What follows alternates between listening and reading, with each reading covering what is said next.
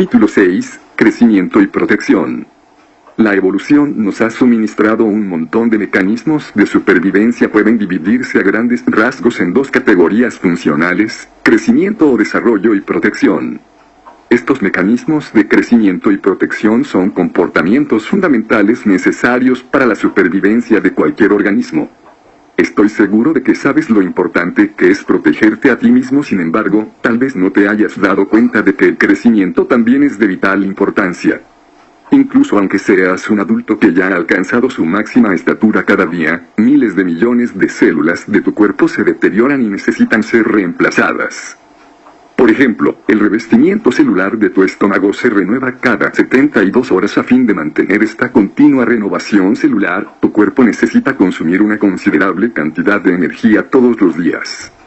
A estas alturas no te sorprenderá descubrir que fue en el laboratorio el lugar donde el estudio de las células me ha llevado en tantas ocasiones a descubrir cosas sobre el organismo multicelular humano, donde comprendí por primera vez lo importantes que son los comportamientos de crecimiento y de protección. Cuando clonaba células endoteliales humanas, estas se alejaban de las toxinas que añadía al medio de cultivo. Al igual que los humanos se alejan de los pumas y de los posibles asaltantes de los callejones oscuros. También se acercaban a los nutrientes, del mismo modo que los humanos se acercan al desayuno, a la comida, a la cena y al amor. Estos movimientos opuestos definen las dos respuestas celulares básicas a los estímulos del entorno. La aproximación a una señal vital, como los nutrientes, caracteriza la respuesta de crecimiento. El alejamiento de una señal amenazadora, como las toxinas, caracteriza la reacción de protección. Hay que señalar también que algunos de los estímulos del entorno son neutros y no provocan ni una reacción de crecimiento ni una de protección. La investigación que llevé a cabo en Stanford demostró que estos comportamientos de crecimiento y protección son también esenciales para los organismos multicelulares como los de los humanos. Pero estos mecanismos opuestos de supervivencia que han evolucionado a lo largo de miles de millones de años tienen una pega. Resulta que los mecanismos que apoyan el crecimiento y la protección no pueden operar de manera óptima al mismo tiempo.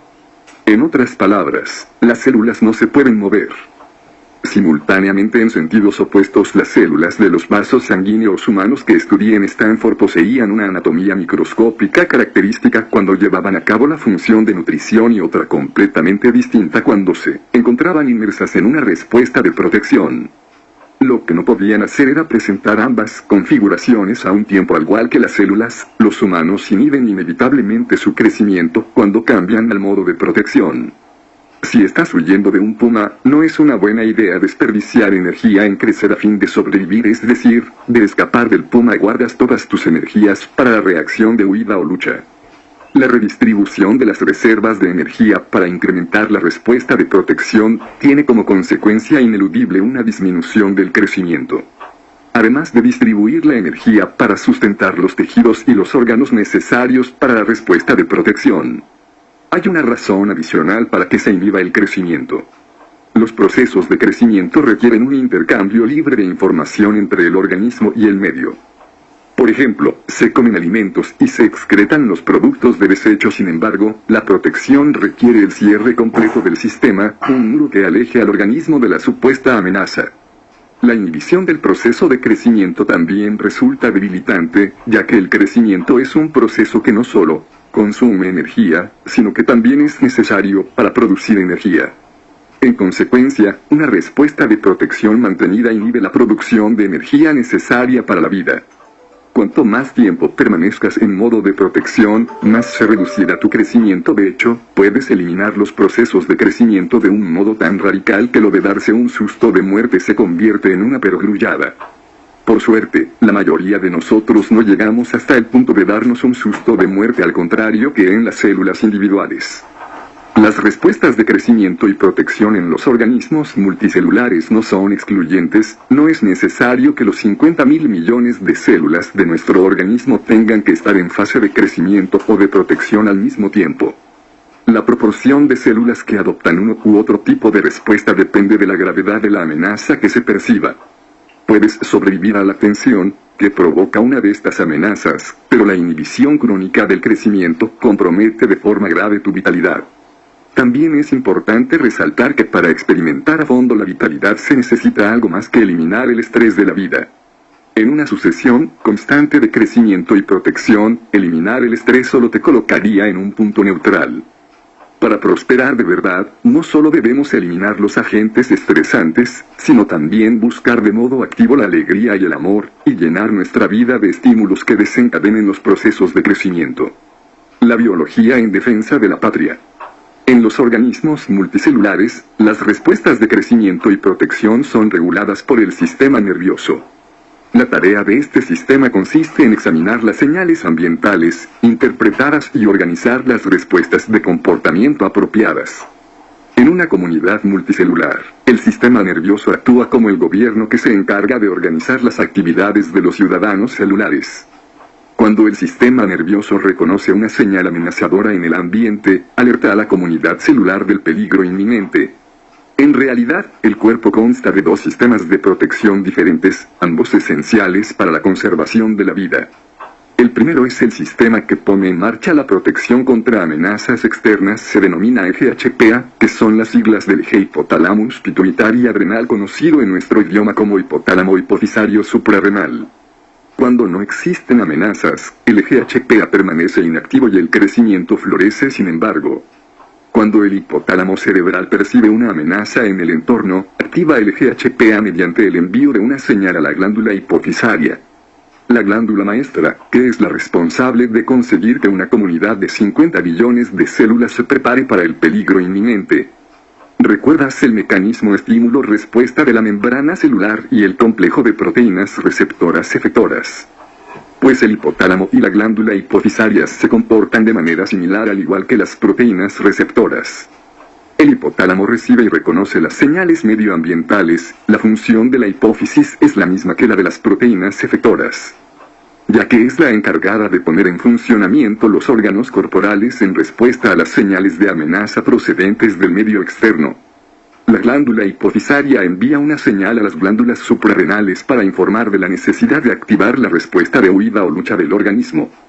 Los detalles técnicos sobre cómo los estímulos estresantes activan el EGHPA siguen una secuencia muy sencilla. El hipotálamo segrega un factor liberador de corticotropina CRF en respuesta a la señal de alerta registrada por el cerebro. Este factor viaja por el torrente sanguíneo hasta la glándula hipofisaria, donde activa unas células especiales que liberan corticotropina o hormona adrenocorticotropa ACTH en sangre. La ACTH viaja hasta las glándulas suprarrenales, donde sirve como señal para la secreción de las hormonas de huida o lucha. Estas hormonas del estrés coordinan la función de los órganos corporales y proporcionan una gran fuerza añásica para huir o enfrentarnos al peligro. Una vez que suena la alarma suprarrenal, las hormonas del estrés se liberan en los vasos sanguíneos y constriñen sus paredes en el aparato digestivo, obligando a la sangre, cargada de nutrientes, a encaminarse hacia las extremidades, los miembros encargados de ponernos fuera de peligro. Antes de ser enviada hacia las extremidades, la sangre estaba concentrada en las vísceras. La redistribución de la sangre visceral hacia las extremidades durante la respuesta de huida o lucha tiene como consecuencia una inhibición de las funciones relacionadas con el crecimiento, ya que, sin la sangre, las vísceras no pueden ejercer su función de la forma apropiada. Los órganos viscerales dejan de llevar a cabo las tareas de soporte vital, como la digestión, la absorción, la excreción y otras funciones que incrementan el crecimiento celular y la producción de reservas energéticas corporales. Así pues, la respuesta de alerta inhibe los procesos de crecimiento y arriesga la supervivencia del organismo al impedir la producción de las reservas de energía vitales. El segundo sistema de protección corporal es el sistema inmunológico, que nos protege de las amenazas que se encuentran bajo la piel, como aquellas causadas por bacterias y virus. La activación del sistema inmunológico supone un enorme gasto de las reservas de energía del organismo. Para hacerte una idea de la cantidad de energía que consume el sistema inmunológico, recuerda lo débil que te sientes cuando luchas contra una infección como la gripe o un resfriado.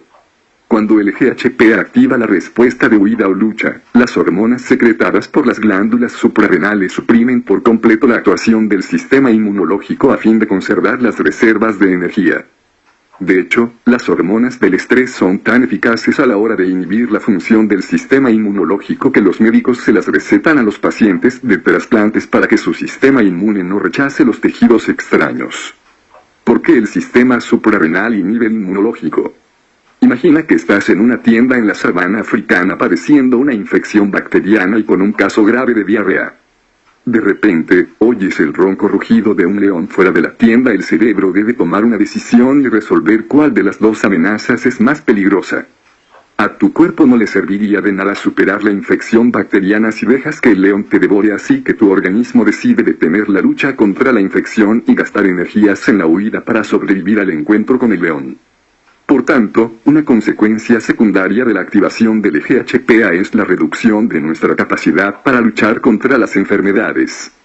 La activación del EGHPA también disminuye nuestra capacidad de pensar con claridad el procesamiento de la información en el cerebro anterior. El centro del razonamiento lógico es bastante más lenta que la actividad refleja controlada por el cerebelo. En una emergencia, cuanto más rápidamente se procese la información, más probabilidades tendrá el organismo de sobrevivir. Las hormonas adrenales del estrés constriñen los vasos sanguíneos del cerebro anterior para reducir su funcionamiento.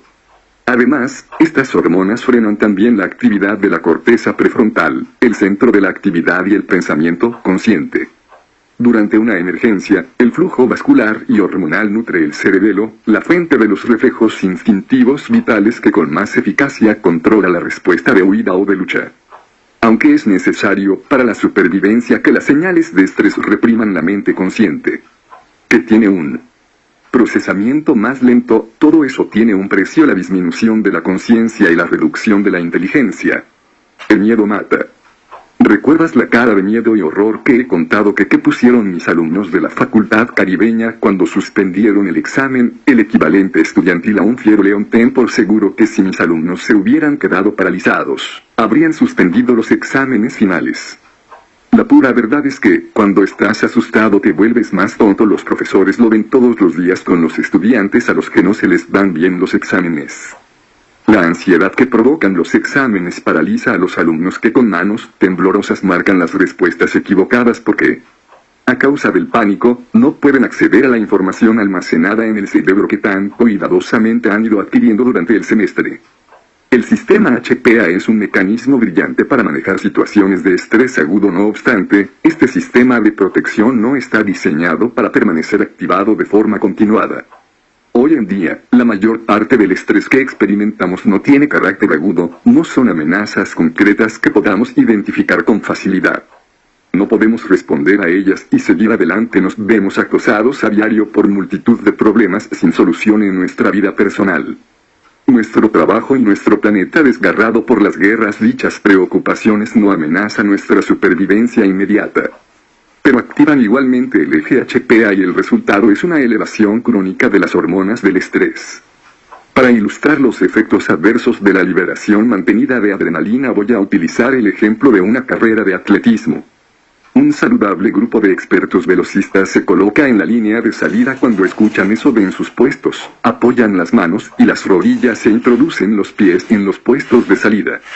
A continuación, el juez de salida grita: listos. Los atletas contraen los músculos mientras se elevan apoyados sobre las puntas de los dedos de las manos y de los pies. Cuando cambian al modo listos, sus cuerpos liberan adrenalina a fin de fortalecer los músculos para la ardua tarea que tienen por delante. Mientras los atletas se contienen a la espera de que llegue el ya, sus cuerpos se tensan en anticipación a la carrera. En una carrera normal, esa tensión dura solo un segundo o dos antes de que el juez de salida grite ya. Sin embargo, en nuestra hipotética carrera el grito de ya que pondría a los atletas en movimiento no llega nunca. Sin importar lo en forma que estén, esos atletas se desplomarían en cuestión de segundos a causa del esfuerzo. Vivimos en un mundo que nos mantiene de manera constante en el modo listos y un creciente número de investigaciones sugiere que nuestro estilo de vida en alerta continua supone un serio problema para nuestra salud. El estrés diario activa de forma constante el EGHPA, preparando nuestros cuerpos para la acción. Al contrario que en el caso de los atletas, el estrés que acumulamos no se libera de las presiones generadas por nuestros miedos crónicos y nuestras preocupaciones. Casi la totalidad de las enfermedades importantes de la población están relacionadas con el estrés crónico. En un revelador estudio publicado en la revista Science en el año 2003, los científicos investigaron por qué los pacientes que toman antidepresivos y inhibidores selectivos de la recaptación de serotonina como el Prozac o el Zoloft, no se sienten mejor de inmediato. Por lo general, existe al menos un intervalo de 2 semanas entre el comienzo de la toma del fármaco y el momento en que los pacientes empiezan a sentirse mejor. El estudio descubrió que las personas deprimidas muestran una incomprensible falta de división celular en una región del cerebro llamada hipocampo. Una parte del sistema nervioso relacionada con la memoria. Las células del hipocampo reanudaban la división cuando los pacientes comenzaban a experimentar los cambios de humor debidos a los fármacos ISRS. Semanas después de que se instaurara el régimen de tratamiento, este estudio y otros como este ponen en entredicho la teoría de que la depresión no es más que el resultado de un desequilibrio químico que altera la producción cerebral de monoaminas, en especial de la serotonina. Si se tratara de algo tan simple como eso, los fármacos ISRS restablecerían ese balance químico de inmediato. Otras investigaciones apuntan a la inhibición del crecimiento neuronal provocado por las hormonas del estrés como causa de la depresión. De hecho, en los pacientes depresivos crónicos, el hipocampo y la corteza prefrontal, el centro del razonamiento lógico, están físicamente reducidos. Una revisión de este estudio publicada en la revista Science decía, la hipótesis de las monoaminas ha sido sustituida en los últimos años por la del estrés, que postula que la depresión se produce cuando la maquinaria cerebral del estrés funciona a marchas forzadas. El protagonista principal en esta teoría es el eje hipotálamo hipofisario suprarrenal HPA Holden. 2003. El efecto del eje HPA sobre la comunidad celular es equivalente al que tiene el estrés sobre la población humana. Imagínate una dinámica comunidad allá por los años de la Guerra Fría, cuando la posibilidad de un ataque nuclear por parte de los rusos rondaba siempre la cabeza de los estadounidenses, al igual que las células de un organismo multicelular. Los miembros de esta sociedad de la Guerra Fría trabajaban de forma activa en su trabajo, que contribuía al crecimiento de la comunidad, y por lo general se llevaban bien los unos con los otros. Las fábricas no dejaban de producir. La gente de la construcción levantaba nuevos edificios. Las tiendas de comestibles vendían sus alimentos y los niños aprendían el abecedario en los colegios. La comunidad se encuentra en un estado saludable y de crecimiento mientras sus miembros interactúan de forma constructiva en pos de un objetivo común. De repente, el sonido de las sirenas que advierten de la posibilidad de un ataque aéreo sacude la ciudad. Todo el mundo deja de trabajar para huir en busca de un refugio seguro que lo proteja de las bombas. La armonía de la comunidad se ve interrumpida cuando sus miembros, que actúan solo para asegurar su supervivencia, huyen hacia el refugio. Después de 5 minutos, suena la señal que indica que ha pasado el peligro. Los ciudadanos regresan a sus trabajos y continúan con su vida en la próspera comunidad. Sin embargo, ¿qué ocurriría si se dispararan las sirenas y los ciudadanos corrieran hacia los refugios pero no sonara la señal que indica que el peligro se ha acabado? ¿Durante cuánto tiempo podrían mantener esa posición de protección? A la postre, la comunidad se vendría abajo a causa de la falta de comida y de agua. Morirían todos y cada uno de ellos, incluso los más fuertes, ya que el estrés crónico debilita las fuerzas. Una comunidad puede sobrevivir sin problemas a situaciones que provoquen un estrés momentáneo, como un simulacro de ataque aéreo. Pero cuando la situación de estrés se extiende en el tiempo, el resultado es el cese del crecimiento y el colapso de la comunidad. Otro ejemplo de la influencia que tiene el estrés sobre la población es la historia de la tragedia del 11/5. Hasta el momento en que se produjo el ataque terrorista, el país se encontraba en estado de crecimiento. Inmediatamente después del 11/5, cuando el impacto de las noticias se extendió no solo a la comunidad de Nueva York sino a la nación entera. Todos experimentamos una sensación de amenaza inminente para nuestra supervivencia. El impacto de las declaraciones del gobierno, que hacían hincapié en la continua presencia de peligro tras el ataque, tuvo un efecto similar al de las hormonas suprarrenales. Hicieron que los miembros de la comunidad pasaran del estado de crecimiento al de protección. Después de unos cuantos días de miedo aterrador, la vitalidad económica del país quedó tan comprometida que el presidente se vio obligado a intervenir. Para estimular el crecimiento, el presidente recalcó una y otra vez que América estaba abierta a las negociaciones. Llevó bastante tiempo aplacar el miedo y reencauzar la economía. No obstante, la amenaza residual del terrorismo todavía debilita la vitalidad del país. Como nación, deberíamos analizar con todo detalle cómo el miedo a futuros actos terroristas reduce nuestra calidad de vida. En cierto sentido, los terroristas ya han ganado, puesto que han logrado colocarnos en un modo de protección constante debido al miedo. También me gustaría sugerir que examinaras cómo influyen en tu vida los miedos y las respuestas consiguientes de protección. ¿Cuáles son los miedos que impiden tu crecimiento? ¿De dónde salen esos miedos? ¿Son necesarios? ¿Son reales? ¿Te ayudan a llevar una vida plena? Trataremos esto con más detalle en el siguiente capítulo, que analiza la importancia de la paternidad responsable. Si somos capaces de controlar nuestros miedos, podremos recuperar el control de nuestras vidas. El presidente Franklin D. Roosevelt conocía la naturaleza destructiva del miedo. Eligió sus palabras con mucho cuidado cuando le dijo a una nación en las garras de la Gran Depresión y al borde de la Primera Guerra Mundial: no tenemos nada que temer salvo el miedo mismo. Eliminar nuestros miedos es el primer paso hacia una vida más plena y satisfactoria.